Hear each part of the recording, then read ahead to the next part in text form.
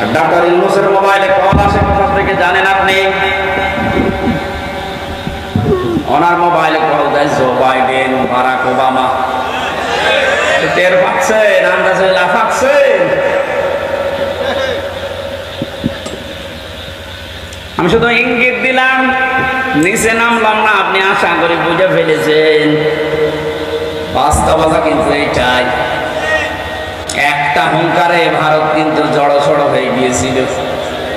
অনেকে বলেছিলেন ক্ষমতাটা পাওয়ার পরে যে সেভেন সিস্টার কিন্তু আস্ত রাখবো না। ওনার কথা না, ওটা ওনাকে দিয়ে বলা হয়েছে। ওরকম কথা আমি বললে কোনো গুরুত্ব দিত ভারত? এই কথা বলেন। কথাটা যার মুখ দিয়ে বেরিয়েছে তার মোবাইলে কল আসে কোন জায়গা থেকে আপনি টের পাচ্ছেন?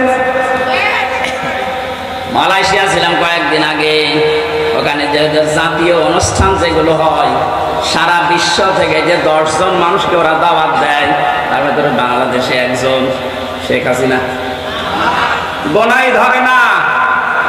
ওখানে দাওয়াত পেয়েছে বাংলাদেশ ডক্টর ইউনূস, ভারত থেকে পেয়েছে শাহরুখ খান।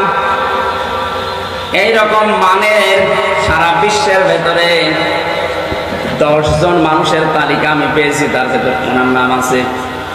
যে বিশৃঙ্খলা তৈরি করে, বিদ্রোহ করে, আন্দাজে যা তা করবেন, মনে হচ্ছে ছাড় পেয়ে যাবেন। কথা বলে কম, কাজ করে কিন্তু বেশি। এটা সাবধান করলাম, আমি জানি যেহেতু বিষয়টা, এই জন্য দেখছি। আর ওটা তাই ভাবি দিই, আপনি এই যে শান্ত হয়ে যাওয়ার পরে বিশৃঙ্খলা করে কেন? এতদিন এই আনসারটা কোথায় ছিল? 15 বছর আপনি তো কোনোদিন মাঠে নামেননি। আপনার এত বড় আদায় করা দরকার। 15 বছর কোথায় ছিলেন আপনি? 9 সাল থেকে শুরু করে 24 সাল পর্যন্ত 42,000 আনসার নিয়োগ হয়েছে।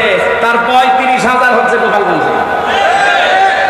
ইয়ারকে আমরা জায়গা পান না। আর আমরা কি এই 63 জেলার লোক সব ঘাস কাটছি? কি করেননি বলে?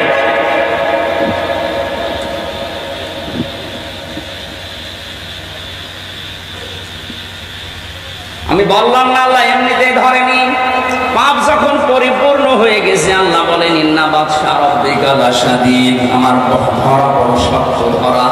আমি যদি সত্যি কাউকে ধরি, ফেরাউনকে আল্লাহ স্বৈরাচারী হওয়ার কারণে ধরেছিল। ও কিন্তু শেষ পর্যন্ত বলেছিল আন্নাহু লা ইলাহা ইল্লাল্লাযী, ইল্লাল্লাহ বলতে পারে না। তাফসীরে মুফাসসির লিখেছেন কাবীরের ভেতরে আল্লামা ফখরুদ্দিন রাজি, তিনি বলেন ফেরাউন যখন লা ইলাহা ইল্লাল্লাহ বলতে পারে না, ইল্লাল্লাযী পর্যন্ত বলতেছিল, ফেরেশতা জিবরাইল এসে মুখে কাঁটা দিয়ে দিয়েছে। এখান থেকে একটা শিক্ষা আছে। মুফাসসিরের প্রায় 7টা শিক্ষা এখানে বের করেছেন, আমি একটা বলছি। যারা জেনে অপরাধ করে, ফেরাউন কিন্তু না জেনে দোষ করে নাই, অপরাধ করে নাই, জেনে বুঝে দোষ করেছিল। ওদের অত্যাচার করেছিল জনগণের উপরে, ওদের স্বৈরাচার হয়েছিল, জেনে বুঝে হয়েছিল। এজন্য পাপ যখন পরিপূর্ণ হয়ে যায়, ওই সময় যদি মানুষ ভালো হতেও চায়, আল্লাহ তাকে আর নেয় না। যেন আপনাদের শিক্ষা নেওয়া লাগবে।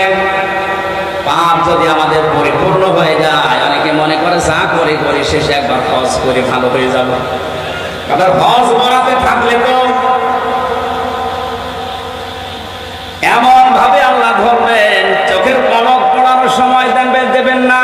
ওয়ালা তাহসাবান্নাল্লাহা গাফিলান আম্মা ইয়ামালুস সালিমুন, ইন্নামা ইউআখিরুহুম লিয়াউমিন তাশখাসু ফীহিল আবসার।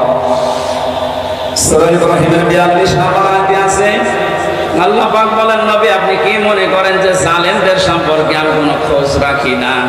ভালো করে শোনেন, এ পৃথিবীতে সবচেয়ে বেশি তীক্ষ্ণ নজর আমি আল্লাহর জালেমদের প্রতি। কাদের প্রতি? এজন্য জালেম যেন হয়ে না যায়। ইত্তাকি দাওয়াতাল মাজলুম, নবীজি বারবার কথা জানিয়েছেন উম্মতের আর চাই করো মুসলিমের বরদোয়া থেকে নিজেকে বাঁচিয়ে রাখবা। ফাইন্নাহা লাইসা বাইনাহু ওয়া বাইনাল্লাহি হিজাব, কারণ মুসলিমের বরদোয়া আর আল্লাহর ভেতরে কোনো হিসাব পর্দা থাকে না, সরাসরি কবুল হয়ে যায়। মাটির নিচে যখন আমার চোখ কালো গলায় ডান্ডা বেড়ে দিয়ে মাথায় দড়ি দিয়ে 11 ঘন্টা টাঙিয়েছিল। এত অসহায় মনে হচ্ছিল মাটির ওই নিচের ঘরে, যেহেতু আসি নিচে মজলুম অবস্থায় অসহায়, মন থেকে বলেছিলাম আল্লাহ যা করছে আমি বিশ্বাস করি নবীর কথা 100 ভাগ সত্য, তোমার কথা 100 ভাগ। তুমি দয়া করে আমাকে কিছু দেখিও। আল্লাহ দেখিয়েছেন। যেই কয়জন অত্যাচার করেছিল কালকে এক মামলার আইবুকে কল দিয়েছিলাম, হাও মাও করে কাঁদছে, আর এখন আমার এই উল্টো করে স্যার বলছে। স্যার কি করা লাগবে, কি করা লাগবে মানে আমার বাবার কাছ থেকে যে 10 লাখ টাকা নিবে বললে আর মামলা দেবো না, টাকা বলল। জালেমদেরকে পথ দেখায় না, হেদায়েত দেয় না, দেবো না। ইয়াহদি এটা মোসারে বর্তমান ভবিষ্যৎ, প্রেজেন্ট ফিউচার, দুইটা কাল নিয়ে আল্লাহ শব্দটা গঠন করে জানাতে চেয়েছেন। যেদিন কোরআন নাযিল হয়েছে ওই দিন থেকে কিয়ামত পর্যন্ত কোন জালেমকে আল্লাহ পথ দেখান না, হেদায়েত দেন না, দেবেনও না। এই জন্য জালেমদের দুনিয়াও শেষ, আখিরাত তো শেষই, কারণ ওই ময়দানে আরো কঠিন হবে। আল্লাহ নিজে মামলার বাদী, উনি নিজে কেস করবে। ও বাংলার মুসলমানেরা, বুকে হাত দিয়ে যাদের বুক আছে একটু ভাবেন, চিন্তা করেন। এদেশে আজ আমার মনে হচ্ছে অনেকে এখন আল্লাহর মামলার আসামি। বাদী যত বড় হয় মামলা তত কঠিন হয়। কথা বলে না। আমি যে 3টা বছর ছিলাম মাটির নিচে জেলখানায়, সব মিলে আমার যদি কোনো সঠিক মামলা দিত 3 বছর না 3 দিন পরে বের হয়ে যেত।